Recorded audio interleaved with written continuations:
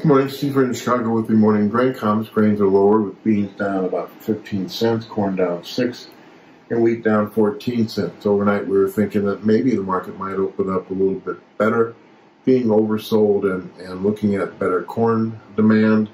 The USDA's lower than expected carryout for corn, both this year and next year, and the continued dryness in parts of Russia, Ukraine, and Eastern Europe.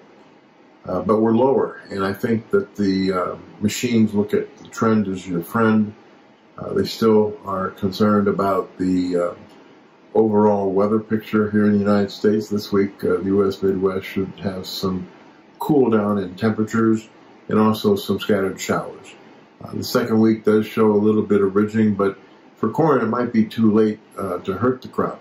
My trip this weekend up to Wisconsin and back saw that about half the Wisconsin crop is pollinated.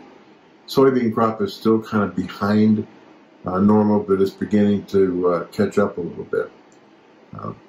As far as the wheat is concerned, the fact that USDA raised the U.S. wheat crop more than expected, that the spring wheat crop was rated, produced production higher than expected, and the carryout was increased, offers resistance to the wheat market, despite concern about the Russian crop. Russia still continues to offer wheat for export at cheap prices, and the August demand for buyers seems to be relatively thin.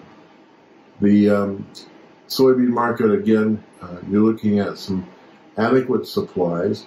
We don't know what China's going to do as far as buying. Historically, September through February, they buy about 24 to 25 million tons of beans from the United States.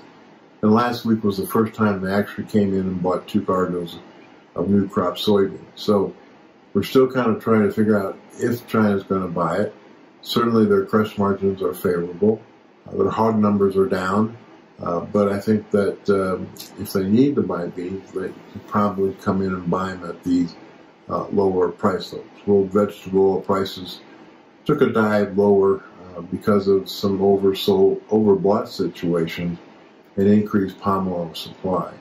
We're still wondering how much India will import, especially in the sun oil department. So a lower trade as we start this new week, and we'll be watching outside markets and influence that the recent assassination attempt on the former President Trump has on markets.